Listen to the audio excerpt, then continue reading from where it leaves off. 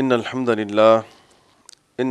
لله نحمده ونستعينه ونستغفره ونعوذ بالله من شرور أنفسنا ومن سيئات أعمالنا من يهده الله فلا مضل له ومن يضلل فلا هادي له وأشهد أن لا إله إلا الله وحده لا شريك له وأشهد أن محمدا عبده ورسوله صلی اللہ علیہ وسلم اما بعد۔ عزیز سامعین و ناظرین، اللہ تعالیٰ کی رحمتوں، برکتوں اور فضل والا مہینہ رمضان المبارک، اللہ تعالیٰ نے اس کی مبارک گھڑیاں ہمارے نصیب میں کیں، اللہ کا ہم شکر ادا کرتے ہیں۔ اللہ تعالیٰ ان گھڑیوں کو قیمتی بناتے ہوئے اور سمجھتے ہوئے ہمیں نیکیاں کرنے کی توفیق عطا فرمائے، کیونکہ وقت ہاتھ سے گزر جائے اور انسان کے پاس صحت اور فرصت بھی ہو تو پھر اس کی حسرت انسان کو بہت زیادہ ہوتی ہے۔ اللہ تعالیٰ ہم سب کو اس وقت کو اور اس فرصت کو اور اس صحت کو قیمتی بنانے کی توفیق عطا فرمائے۔ ان مبارک گھڑیوں کے اندر ہر مسلمان مرد عورت، چاہے وہ ایمان کے جس مرضی گراف کے اوپر ہے، وہ رمضان المبارک کے اندر ضرور نماز پڑھتا ہے، روزہ رکھتا ہے، قرآن مجید کی تلاوت کرتا ہے اور صدقہ خیرات جیسی عظیم نعمتیں، عظیم نیکیاں وہ کرتا ہے۔ میرے عزیز بھائیو، نیکی مسلمان کا سب سے اہم اور سب سے قیمتی سرمایہ ہے۔ کئی لوگ نیکیوں کے اندر بہت زیادہ آگے ہوتے ہیں، اللہ تعالی ہمیں بھی ان جیسا بننے کی توفیق عطا فرمائے۔ قرآن میں اللہ فرماتے ہیں فاستبقوا الخیرات، نیکیوں میں دوڑ لگاؤ، نیکیوں میں ایک دوسرے سے آگے بڑھو، کیونکہ قیامت والے دن جو ترازو لگایا جانا ہے اس میں مال، دولت، برادری یا انسان کی ڈگریاں نہیں رکھی جائیں گی۔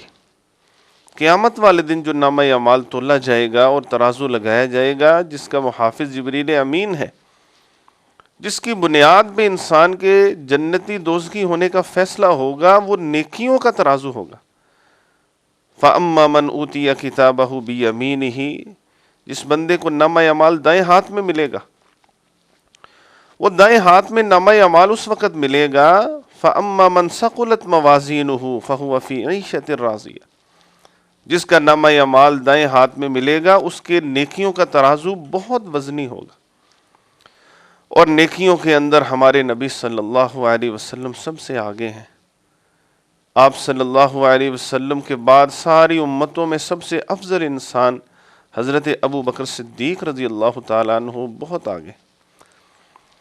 ایک دفعہ نبی اکرم صلی اللہ علیہ وسلم نے ایک صحابی کے بارے میں جنتی ہونے کی بشارت دی۔ صحابہ اکرام موجود تھے اور وہ صحابی وہاں موجود نہیں تھا، غالباً عبداللہ رضی اللہ تعالیٰ عنہ تھے۔ تو حضرت عمر فاروق رضی اللہ تعالیٰ عنہ نے کہا کہ میں جا کے فوراً انہیں یہ بشارت سناتا ہوں جو نبی اکرم صلی اللہ علیہ وسلم نے ان کے بارے میں جنتی ہونے کی دی۔ تو کہنے لگے حضرت عمر فاروق رضی اللہ عنہ کہ میں وہاں پہنچا اور میں جا کے جنت کی بشارت جو آپ کی اس مبارک زبان سے نکلی ان کو سنانے لگا، تو انہوں نے کہا آپ سے پہلے یہ بشارت مجھے ابو بکر صدیق رضی اللہ عنہ سنا کے۔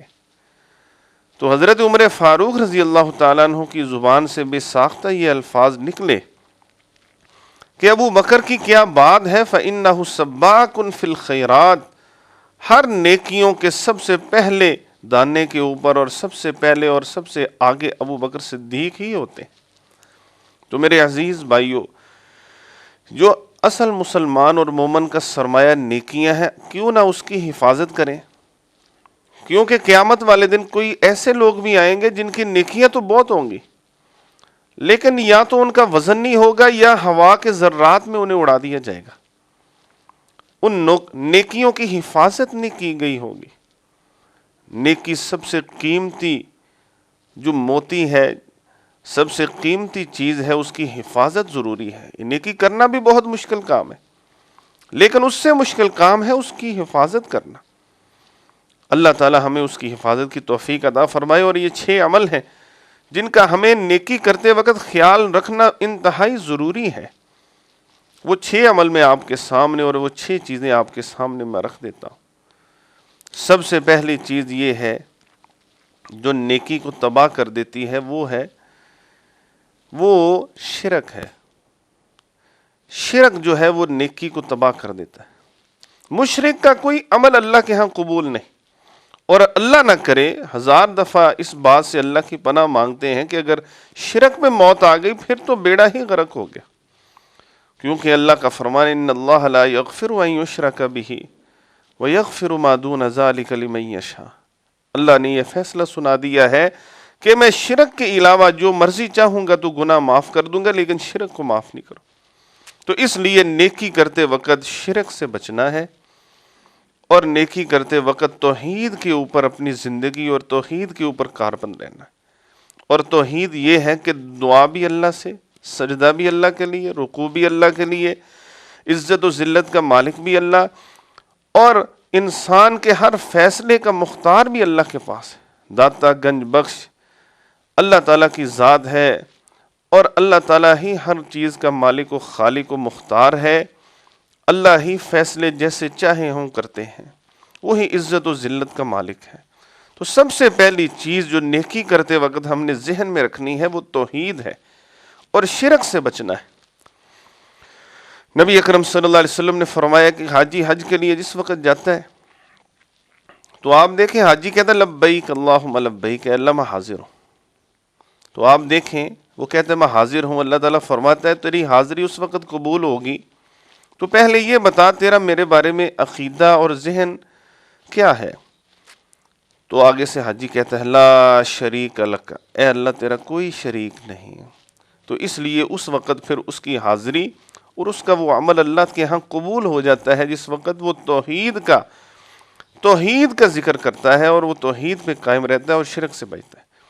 اور دوسری چیز بھی بڑی ضروری ہے نیکی کرتے وقت جس کا خیال رکھنا ہے تاکہ نیکی ضائع نہ ہو جائے۔ جس طرح دنیا کا مال انسان اس سے بچتا ہے کہ وہ ضائع نہ ہو جائے، تو نیکی کے اوپر کرتے وقت نیکی جس چیز کا دوسرا خیال رکھنا ہے وہ ہے صلہ رحمی، رشتے کو ملانا ہے، توڑنا نہیں۔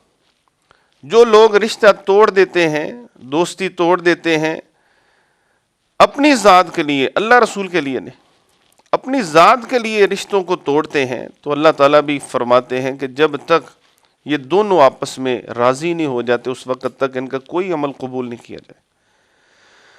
اور تیسری چیز جو بہت ضروری ہے وہ یہ ہے کہ ریاکاری سے بچیں، اخلاص پیدا کریں۔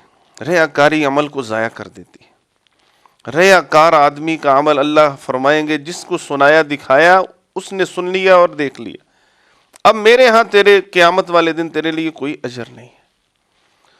اور چوتھی چیز جو بہت ضروری ہے وہ ہے سنت پہ عمل، سنت کی مخالفت سے بچے۔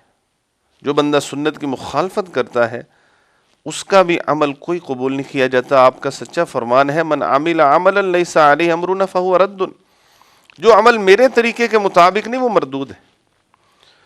اور پانچویں چیز یہ ہے رزق حلال ہو۔ حرام رزق جو ہے وہ نیکیاں ضائع کر دیتا۔ اللہ تعالیٰ نے رسول اللہ صلی اللہ علیہ وسلم فرمایا، اللہ تعالیٰ فرمائے گا کہ حاجی کو مطعمک حرام مشربک حرام ملبسک حرام وغذیت بالحرام فأنی یستجاب لذلک، تیرا کھانا پینا پہنا زاد راہ حرام کا ہے، تیری عبادت کیسے قبول ہو؟ اور چھٹی اور آخری چیز وہ یہ ہے، اللہ تعالیٰ ہمیں اس سے بھی بچائے، وہ یہ ہے جب لوگوں کی نظروں سے اوجھل ہو جانا، اس وقت پھر اللہ تعالیٰ کی حرام کردہ چیزوں میں ملوث ہو جانا۔